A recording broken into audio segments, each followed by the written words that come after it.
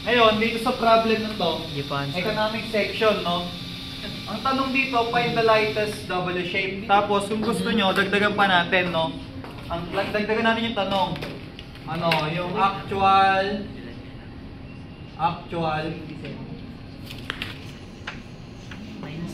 bending stress.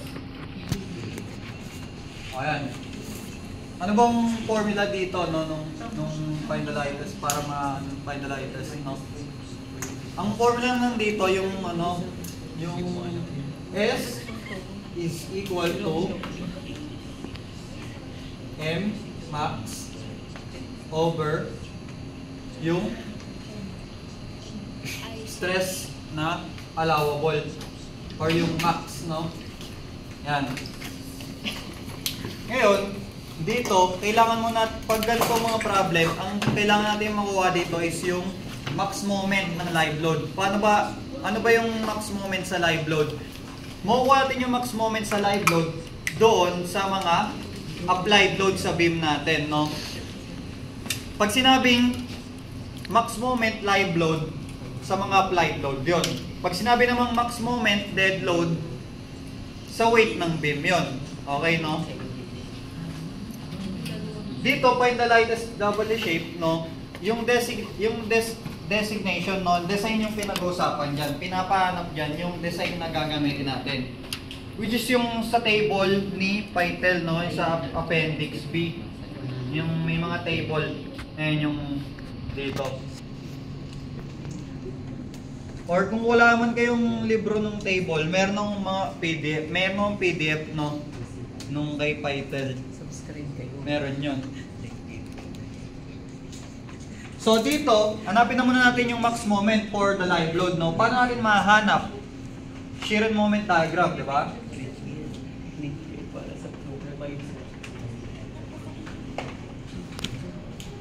Shear and moment diagram. Kaso, ang problema, wala pa tayo reaction, di ba? Wala pa reaction. Kunyari reaction. So, magkano tayo, declare tayo. Sabihin natin ito is point A and ito ay point B, no? Tapos, summation tayo ng moment at point, no? Kung ano naman gusto gamitin yun yung point B. Sabihin, gawin lang natin point B. Ang sign convention is positive counterclockwise at B is equal to 0, no? So, ang 12 kips is counterclockwise. So, positive siya.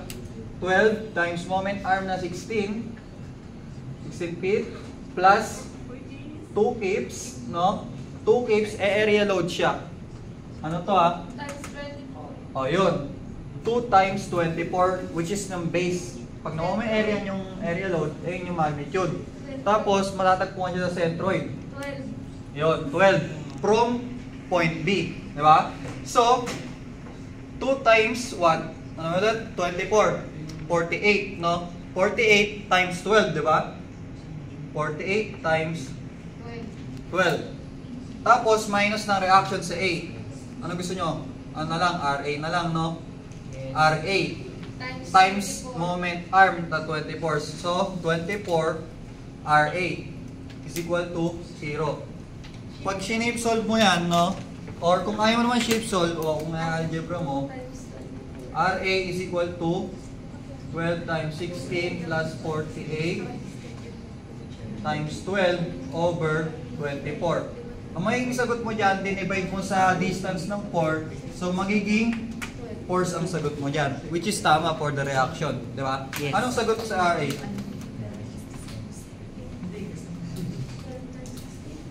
Anong sagot? 32 what? Anong 32 to? 32 kips, no? Ba't naging kips? Kasi kips at saka pit gamit natin, no? So may kips yan. Tapos, ang ano dito, kung ang magnitude ng ano natin, no? Or resultant magnitude ng 2 kips per ano natin, is 48, no? Is 48, no? 48 kips. Oh, 48 kips. Paano yan? Summation vertical forces na lang, no? Oh, 32 Minus 48. plus B, no? RB. Kasi upward forces din siya. I-assume natin na upward forces. O, lagyan natin na ito.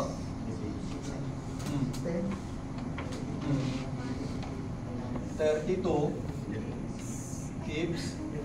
Sumusuko na yung pendel.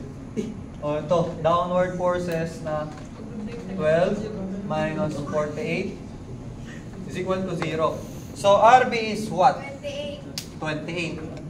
RB is 28. Keeps. Paano mo i-check kung tama yung sagot? Add mo, no? 28 plus 32. Dapat magiging, 60. Tama. Which is tama yung sagot, no? 28. Keeps. Per So, second. yun. Graph na natin, shear diagram. Pag grinap mo yung shear diagram, tataas ka ng 32 keeps, no? Yes, sir. Bali magiging 32. Tapos hindi siya constant, may undistributed load na pababa. So magbabawas tayo yan, no? Area nito, 2 times 8, 16. 16 minus 32 is positive 16. Tama ba? Tama, no? Yes, sir. Opo, sir. Yes, sir. 0 degree, magiging First first degree. degree. 16. Opo. Tapos, magbabawas na naman ng 12. Yes, magiging So, magiging 4. 4. Negative 4. Negative 4. Negative 4. Negative Hindi, negative positive 4? 4. Positive 4. Positive 4. So, yung Wala plus. na. Dito ko lang namin, sir. Beach dadating yung views. Tapos, no, kung positive 4 yan, no? At this point, positive 4, merong distributed. Opo. Na 2 times 16, 32 minus 28. Negative 28. 28. Negative 28. Tapos, meron tayong reaction 28 pa upward, mag-0. Negative 28. Hey! O, yan. Para ngayon, sa pag-graph naman ng moment diagram, pati tayo malilito, lagyan natin ng ng mga sign, no? Ito ay positive area. May positive area na maliit dito, no? Yes po. Tapos may negative area. Ngayon, magkakaroon tayo dito ng mga bagong point of interest. Ito. 0. Oo. Straight po. Yun. Ngayon, ito, paano to? Paano tong area ngayon to, no? Ito ba yan? Ayan. Oh. Paano yan? Trapezoid po. Yun, trapezoid. Pwede, no? Oh, paano ang area ng trapezoid? Pag kinuha mo yung area ng trapezoid, 1 half side, 1 side, 2 over height. yun. Yung base 1, base 1, Base 1, base 2 over height. Okay, kung gusto mo naman, pag nakabaliktad, pag ganito, height 1, height 2, Plus, yes plus, po. times base. Base, yes po. Oh. Over base po, over base. Ay, over base. Opo, over base. Over base times base. Times base over 2. Ano, sige, Dilito mo opo, ba ako eh? opo. Oh, so yun, no? So, pwede 16 plus 32, no? Times yung base na 8 feet over 2. Ayan. Anong yan? Anong area? 192. 192 ba? 1 half. 192. Ang niyan, ang tawag rito, ang unit niya is moment, no? So, naka-keep in siya. Ay, keep put. Keep put. Kasi keep sa tsaka put gamit natin. Iput. Tama ba? Check nga natin. Tama yan. Tama. Ay, sorry naman. Oh, yung 192, positive yung area natin. So, tataas yan, no? At this Opo. point. Second degree po. Oh, may second degree. Ilang percent? Paano yan? Positive decreasing po. Pasad. Tama. Ang pangit daw po. Naririnig kayo dyan, no? Okay lang yan, raw naman yung natin eh. Raw yung mga ina-upload natin. So ito, yung area ng maliit na triangle, no? Eh, positive siya, sa tataas na naman to. Ratio in Solve proportion mo po. muna yung X. Ratio in proportion. Yun, to solve mo na yung x, tama. So, for height dito, base niya, yung x. Dito is, ano? X minus 6, 16 minus 16 minus X. Yung 16 minus x, tama. Ito, alamin natin, no? Ang base nila. So, yun. X over 4 is equal to 16 minus x over ano? Over 28, di ba? Oo. So, x is what? 32. 2? Bilis mo naman. 2? 2 feet. 2 feet daw. 2 feet din sa inyo. Oy, check nyo guys.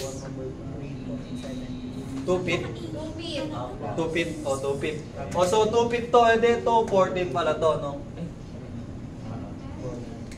2 feet. Opo. Tapos 14. Opo. So, yan. Area na lang nito. Eh, di 4, di ba? Tama ba? Area ng Yes triangle. po, 1 4. half base height, opo. Kasi makakancel out yung 2. Reason. Kasi may 1 more than sa mga anak. So, ito, manadagdagan naman ng 4. Di ba? Magiging 196. Yes. Tapos, paano? Ang malambot po ulit. Masyado malaki. And positive decreasing. 4 Oo. minus 2. 196. O, ito naman. 0. 28 times 14 Negative divide 196 po. 2. 28 times 7 lang. Negative 196. Negative 196. Yun, no? Paano to? Sige. Ayan. Sabi mo. So, anong max moment natin dyan? 196, di ba? 196 yung max moment natin. Tapos, positive siya. Pero in this case, di naman na natin kailangan malaman kung positive ba o negative max moment natin, no? So, okay. Meron na tayong 196 max moment. Ngayon, 4 minus Ano ba yan? Nasuko na siya. 16. Para makatawid dito. M max is equal to 196. Keep put. Keep put, no?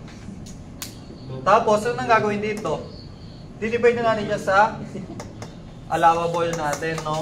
Or yung ito, yung Yes. FB max yung bending. Para makuha natin yung S,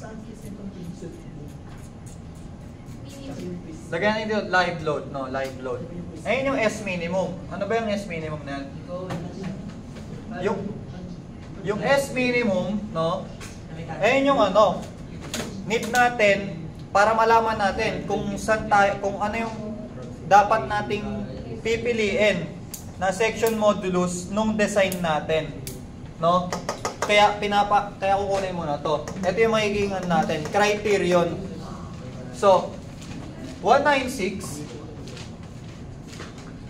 tapos ang natin is naka KSI. So, i-multiply ka natin ito sa 12 para maging keep inch, di ba? Divide 18. O yan. Yan yung section modulus na naka-inch cube. Anong lalabas dyan? Wait lang po. 196 times 12 over 18. 130.67. O, 130.67.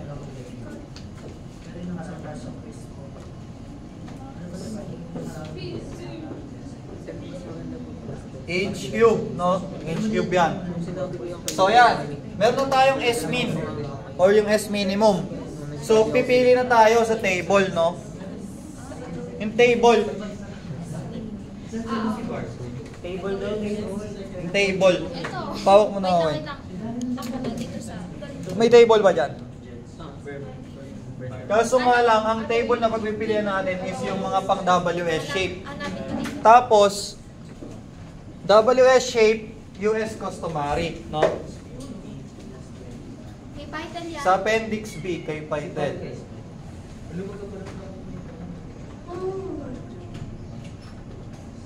Ito. S min. Titingin kayo dyan sa ano, sa...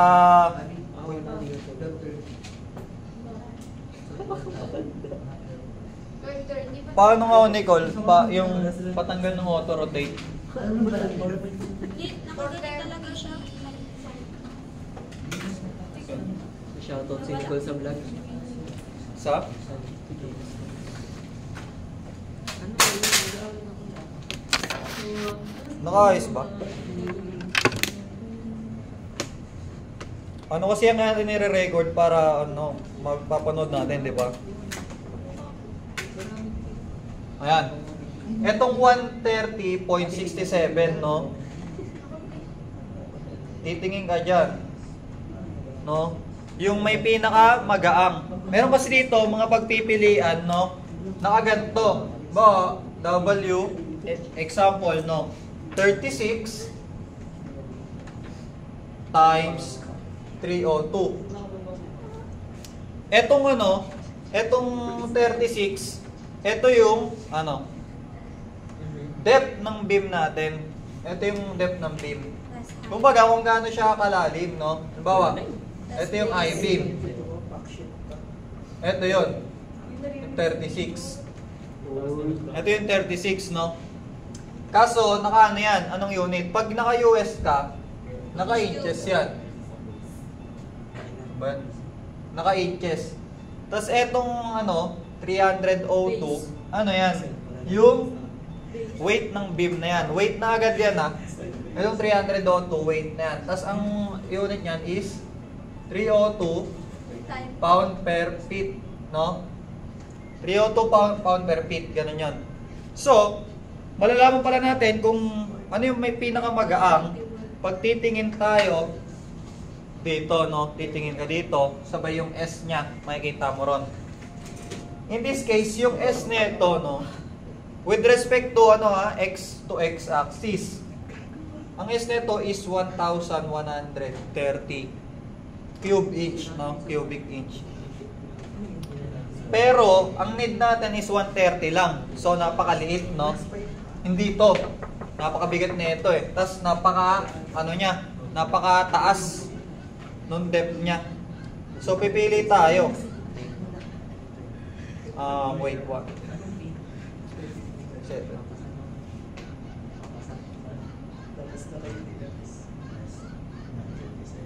One thirty. Dapat ba hindi lalagpas ng 18? Nang? 18 PSI.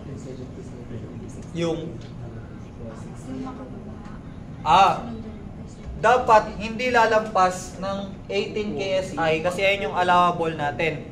Ano yung dapat hindi lalampas? Yung actual, no? Yung actual bending stress. Kasi pag lumampas yung actual bending stress, masisira yung beam natin due to bending. Ayun yung ibig sabihin. Kumbaga, magbe-bend siya. Pag bend niya, magbe-fail.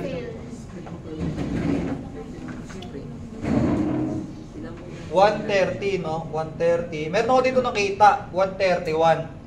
Kaso, eto ano niya, designation, no? 131. W 24 times 62. Nakita nyo pinagkaiba, di ba? Ang S nito ay 131 inch cube. Pag ganito, parang hindi to papasok. Bakit? Ito kasi mag-131 na. Ito kasi sa live load pa lang.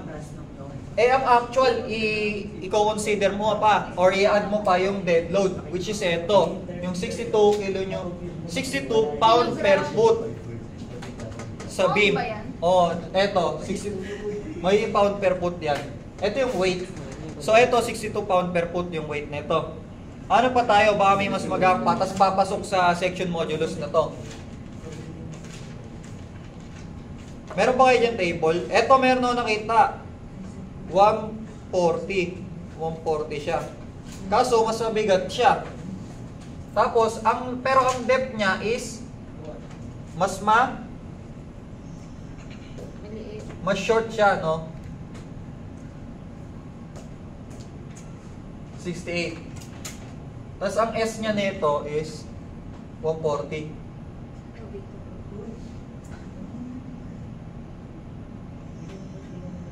inch cube. Ano pa tayo, no? Baka kasi may mas magang pa. Ayun kasi eh, kaya hanap tayo ng pwede tayo pumili nung mas makapal, napaka-solid nun, no? Kumbaga, over-design na. Kaya nga ito tinawag na economic section para makatipid tayo. Kasi yung mga materials na yan, no? Ano yan eh? Di ba sa engineering economics, no? Yung mga ano na yan, resource na yan, ano yan? Limited resource. So, kailangan natin i-allocate ng tama or i-budget ng tama. Kaya nagagato tayo. Ayun yung silbi natin, no, as an engineer.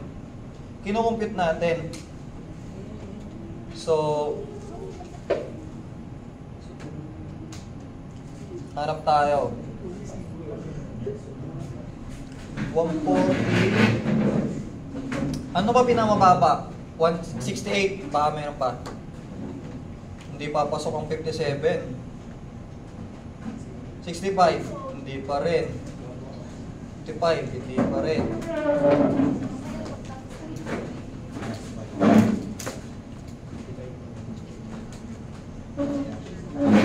Ito 77, mas mabigat siya. Tapos 134.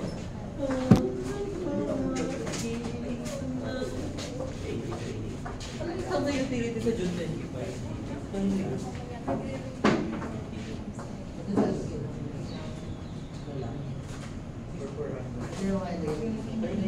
Ito 143 tapos 90, mas mabigat.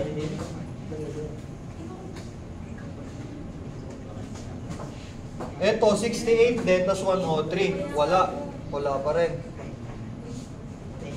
Ito last table.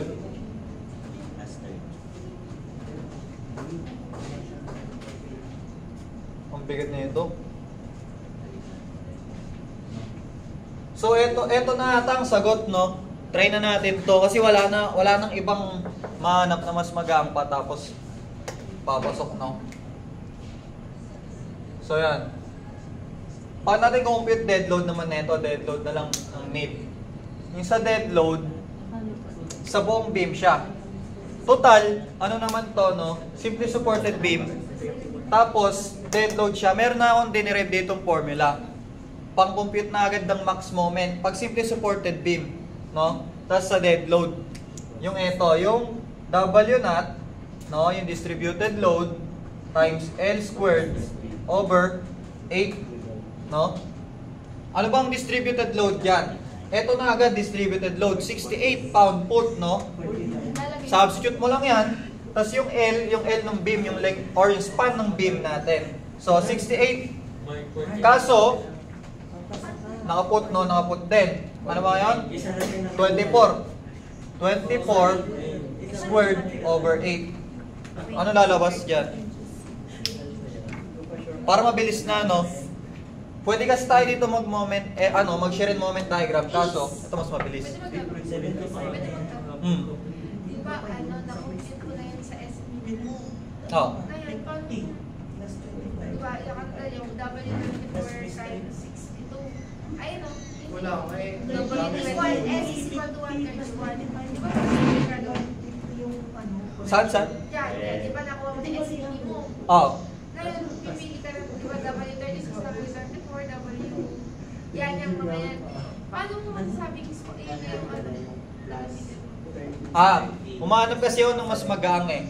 Paano mo masasabi kung saan gaang? Ito yung dito mo malalaman kung sino mas magaang. Hindi ka na, mas magaan yung pinili mo. Ito, Paano nagkaroon ng S equal 131? nasa table siya. Section modulus ba? O, section modulus na yun. Yung S, tapos naka-respect na X to X. O, section modulus ng designation na to. Ayun yung gagamitin mo kung sakali man na magta-try ka. O.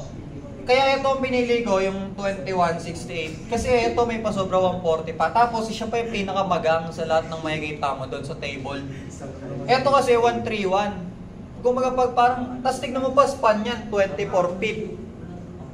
Pag inag mo pa itong 62, yung dead load niyan, na max moment, yung bending niya, parang sa tingin ko, lalampas na siya ng ng 131. Pag lumampas ng 131, meron kasi tayong formula na na S is dapat greater than or equal sa summation ng M max LL plus M max DL over the allowable, no? Or the max bending stress. Etong sigma max tas etong FB max, pareha lang yan, ah. Yan. Kumbaga etong etong S na yan, eto 'yon, yung design sa design na yung section modulus ng design na yan. So yan, ano sagot dito? 68 times 24 squared. 20? Oh, 24 raised to 2 over 8.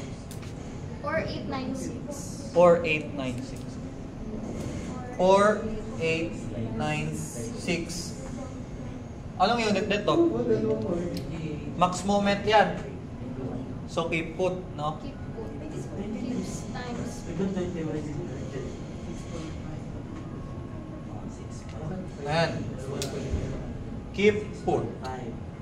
Okay. Keep put, no? So try natin, no?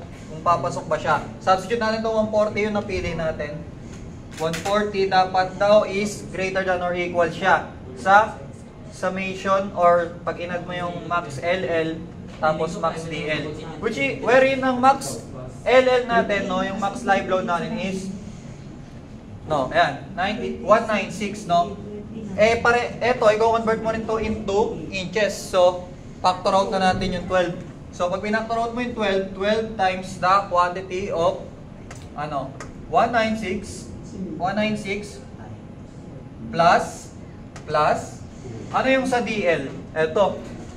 Sobrang laki niya, no? Parang laki. Oo, laki. Over yung 18. Ang laki niya. Ba't ganon? Dapat ano yan eh, 0 point something. Ha? Dapat 0 point something. Oo. Kasi dapat onti lang yung i-add mo dun sa load. Kaya nga eh. Dapat na KN ka na lang. Hirap pag-keep na, no? Ay! May 9.8. Di pala to naka-keep, no? Ang ano pala to, 'di ba? Pound put, no? Pound put. Naka-pound pala to. Naka-pounds pala to, no? Kasi etong 68, naka-pound put siya. So, ang lalabas dito 4,896 pound put. Gets ba? Gets done? Eh, ba't hindi ka mag-ano? Sa 9.81? Hindi na. Kasi sa US, ganun yun. Weight na agad siya.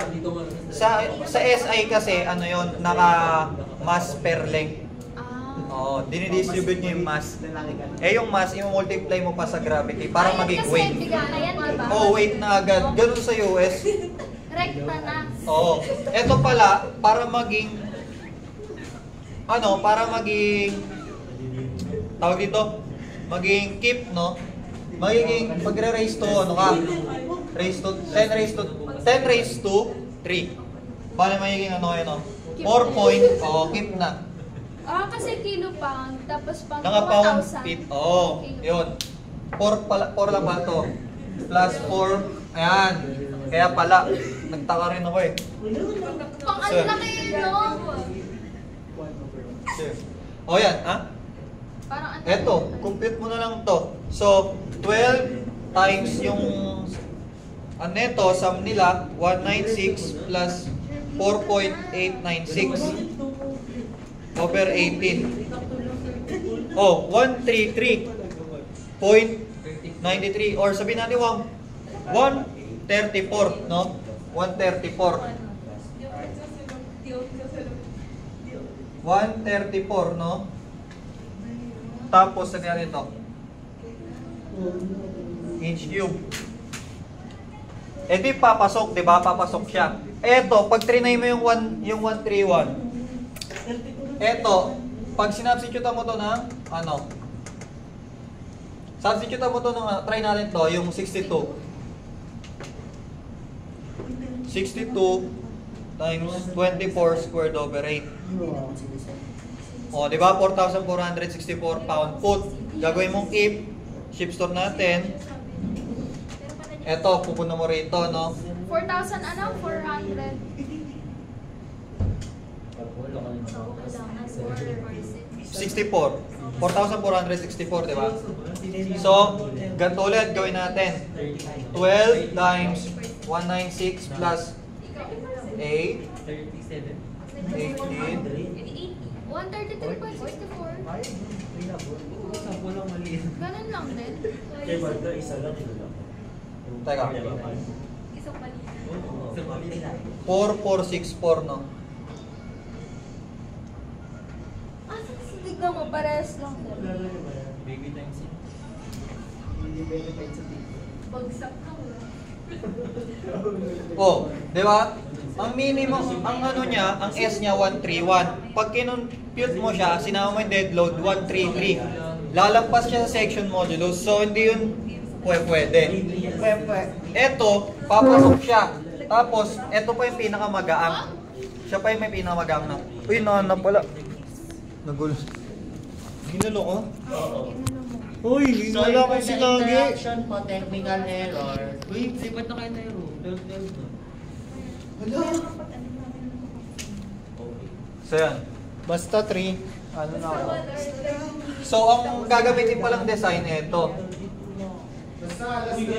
Tapos, yung actual bending stress, makukuha yan. Ito na mismo, hindi pa pala. Hindi yan yung actual bending stress, no? Ang actual bending stress, ito na yung, hindi na. Ang actual bending stress, ito, igagano mo lang. Ay, ito, i-divide mo lang. Yung max ML plus max DL. I-divide mo lang sa S na napili mo. Ayun na yung actual. Mas kabal. So, 55 out of 50. Ako dati. Wala na talaga din. I-level mo. At least you're tired. Ayun no, yung actual, no? Actual bending stress. Umuwi ka na.